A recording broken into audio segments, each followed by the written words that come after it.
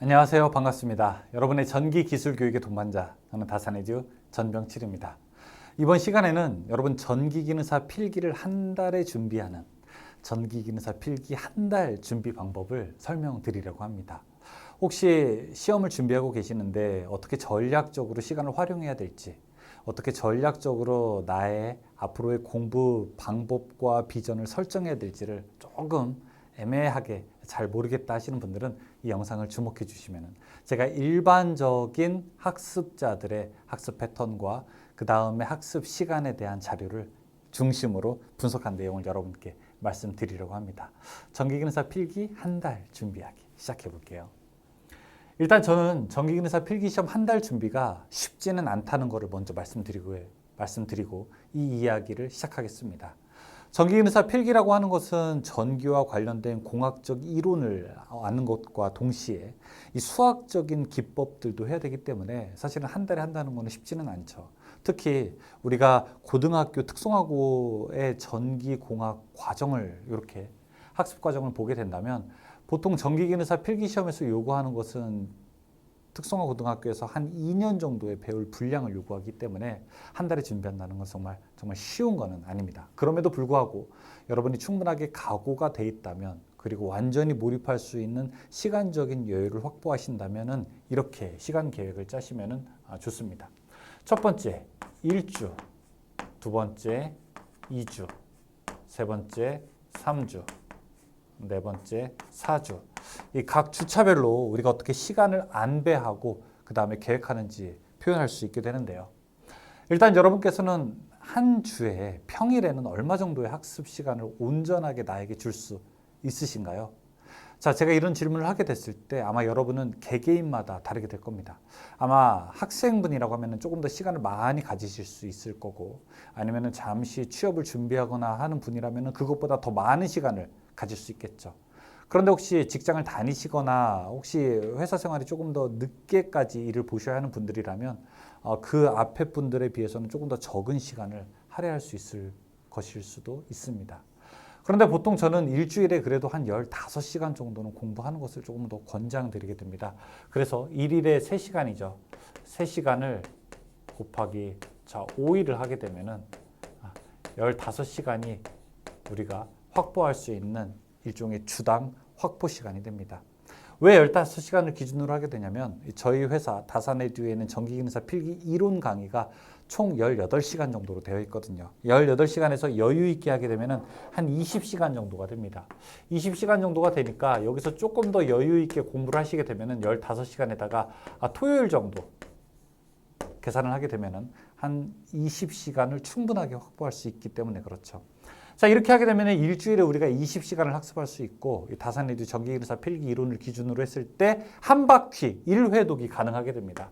1회독이라고 하는 거는 되게 의미가 있습니다. 제가 필기 강의할 때 항상 여러분 3회독 해야 됩니다. 라고 이야기하잖아요. 중요한 게 뭘까요? 1회독 할 때 온전히 다 내가 이해하게 된다면 여러분 아마 다 서울대 가셨을걸요. 다 공부 엄청 잘하시고 모든 자격증 다 따죠. 근데 그렇게 안 되죠. 저도 그렇게 안 되죠. 다 그렇게 안 됩니다. 한 번 내용을 듣고 온전하게 그 내용을 다 이해하고 그대로 문제 풀 수 있는 분들은 쉽지가 않죠. 공부 정말 잘하시는 아주 적성에 딱 맞으시는 분인데 대부분 우리 머리가 가지고 있는 뇌의 지적 구조는 인지 구조는 그렇게 완벽하지가 않죠. 한 번 들었을 때 대략 이제 알게 되는 겁니다. 무슨 단어가 있다. 전압을 저렇게 하는구나. 전류가 저거구나. 무슨 변압기라는 말이 있구나. 이렇게 알게 되는 겁니다. 이게 한 번 더 반복하게 되었을 때, 똑같이 됐을 때, 2회독 했을 때 이제 조금 그 내용에 대해서 더 알게 되는 거죠. 이제 공식이 눈에 조금 더 들어오게 되고 내가 입으로 좀 뻥끗할 수 있을 만큼의 이제 용어가 머릿속에 인지구조화 될 수 있는 겁니다. 그때 이제 내가 비로소 3회독을 마치게 되게 되면 이제 속도를 조금 더 빨리 들으면서 온전하게 그 내용이 대략 한 70%에서 80% 정도 이해할 수 있게 되는 거죠. 이 3주 반 정도가 되게 되면 3회독 정도 가게 되면 속도를 조금 빠르게 돼서 한 1.2배 정도의 속도로 우리가 강의를 들을 수 있고 이때 3회독이 이제 완성이 되는 겁니다.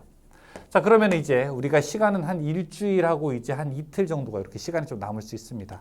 물론 더 성실하게 하신 분이라면은 일요일까지 학습을 하셔서 한 2주 만에 3회독을 완성하실 수도 있게 되겠죠. 중요한 거는 저는 학습 시간보다는 학습의 집중력이 더 중요한 것 같아요. 얼마나 완전히 몰입해서 공부를 하느냐가 실제로 완전히 학습을 하는 것과 좀 다르게 되는 거죠.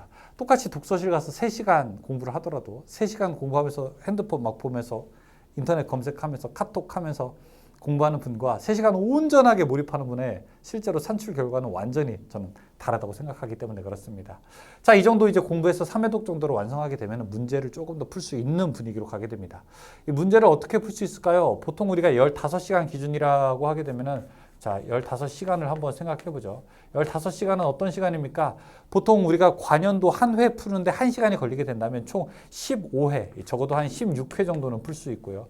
1년이 4회니까 4회 하게 되면은 몇 년? 4년치를 풀 수 있게 되는 겁니다. 그러면 지금 역으로 가게 되면은 지금이 몇 년도냐라고 해서 역으로 앞으로 4년 정도 문제는 풀 수 있게 되는 거죠. 게다가 조금 더 이제 시간이 남게 되면은 이제 초코파이 특강이라든지 이런 특강, 다산에듀 특강 같은 걸 보시게 되면은 기출문제집 한번 보시게 되면 특강을 한 이제 2시간 정도 풀게 되면은 마무리할 수 있겠죠. 그러면 보통 이제 정규 이론 3회독 정도 하고 관연도 한 16회 정도 풀고 그 다음에 특강 한 번 들을 수 있는 시간이 충분하게 마련이 됩니다. 쉽지 않죠. 어렵죠. 여러분 어렵습니다. 근데 이제 한 달 남았다고 해서 여러분이 어떤 공부 방법을 하시게 되냐면 야 이제 시험 한 달 남았다. 한 달 남았으니까 시간이 많이 없어 라고 좌절하면서 야 무조건 관연도 문제만 한번 풀어보자 라고 하시는 분들은 이제 본인의 무한 함정에 빠지게 됩니다. 왜냐하면 무슨 말인지 몰라요. 막 이런 말이 있게 되면 이게 뭔지 읽지도 못해요. 오메가 L, 그 다음에 주파수, 뭐 그 다음에 유도 리액턴스 이런 말이 뜻이 되게 되는데 이게 뭔지도 몰라요. 그냥 막 기호만 보는 거죠. 기호만. 동그라미 제가 이렇게 읽는 분도 봤어요, 실제로. 관연도만 막 보니까. 그러면은 시험 문제가 결국에는 조금 많이 맞았다, 적게 맞았다 막 이렇게 하면 돼서 아슬아슬하게 계속 떨어지게 되죠. 제가 오해하시는 것 중에 하나가 여러분이 시험 문제가 우리 60문제 중에서 몇 개 맞아야지 합격이죠? 36개면 합격이지 않습니까? 근데 어떤 분들 저한테 딱 이런 말씀하세요. 이번에 아쉽게 34개로 떨어졌습니다. 이렇게 말씀하시더라고요. 맞아요, 여러분? 아쉽게 2개 차이로 떨어진 거 맞아요? 34개 완벽하게 아는 거 맞아요? 그러니까 반은 확실하게 아는 거 맞아요? 절대 그렇지 않습니다. 여러분 국가기술 자격 문제가 60문제이지 않습니까? 제가 1번으로만 쭈르륵 찍어도 아무것도 모르고 쭈르륵 찍어도 그 중에 몇 개는 맞게 돼 있어요. 15개는 맞게 돼 있어요. 15개. 15개는 누가 와도 맞을 수 있느냐? 저기 유치원생이 와도 15개는 맞출 수 있어요. 확률적으로 그렇죠? 이렇게 찍게 되니까 15개는 맞출 수 있죠. 결국에는 이제 몇 개를 더 맞춰야 되죠. 21개를 더 맞춰야 되는 싸움이 되게 되는 겁니다. 여러분 제가 34개 맞은 부대에 딱 이런 질문을 해볼 수 있어요. 그러면 34개 중에서 여러분이 찍어서 맞춘 건 하나도 없나요? 애매모호한 거 어떤 게 맞을까요? 라고 하면서 찍어서 맞춘 건 하나도 없나요? 이 중에 찍어서 맞춘 것도 있겠죠. 한 6개, 8개 정도 되지 않을까요? 그러면은 내 실력은 지금 28개 정도의 실력이 되게 되는 겁니다. 그래서 여러분께서 이런 현재의 상태나 이런 것들을 확인하실 때 혹시 관연도 중심으로 학습을 하게 되는 분들은 한번 해보세요. 막 문제를 푼 다음에 내가 확실하게 아는 것만 몇 문제인지 한번 체크를 해보세요. 확실하게 아는 것만 한번 풀어보세요.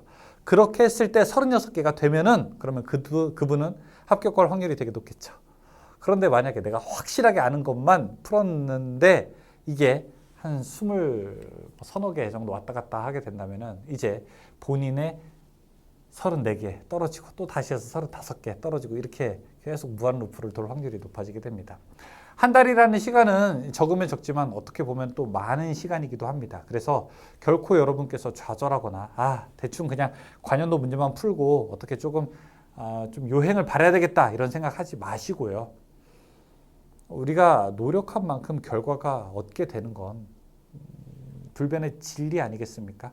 물론 어떤 분들은 그중에 노력한 것에 비해서 훨씬 더 많은 걸 얻는 분들도 계시고 어떤 분들은 노력한 것보다 조금 적은 걸 얻는 분들도 계시죠. 하지만 노력한 것과 결과가 적절하게 비례한다는 것은 우리가 운동이라든지 공부라든지 어떤 노력에 대한 결실을 지금까지 살아오면서 두 눈으로 목격한 바로 그런 불변의 진리잖아요. 그렇죠? 그러니까 여러분께서 한 달이라는 시간에 내가 확실하게 효과를 좀 얻고 싶다라고 생각을 하시게 된다면 저희 강의 다 무료로 다 열려 있잖아요. 그렇죠? 충분히 3번 보실 수 있도록 강의 짧게 구성을 했단 말이에요. 강의 짧게 구성하시면서 요 본 강을 보면서 적어도 전기에 대한 이론을 이해하시고 적어도 전기에 대해서 학문적으로 우리가 알아야 다음에 여러분이 또 공부하는 방법, 또 다음에 더 어려운 공부를 하게 될 때, 혹은 전기산업기사로 공부하게 될 때 아주 이 베이스를 탄탄하게 할 수 있게 되는 바로 그러한 디딤돌 역할을 전기기능사가 할 거라고 저는 생각을 하게 됩니다. 3주 안에 3회독 마치시고요. 그 다음에 나머지 1주 동안 관연도 문제와 특강 문제까지 푸십시오. 그러면 여러분 분명히 좋은 결과가 있으실 겁니다. 한 달 안에 할 수 있는데 한 달 안에 하려면 아주 단단한 마음가짐이 필요하다는 것을 꼭 말씀드릴게요. 꼭 좋은 결과 있으시기를 바라겠습니다. 고맙습니다.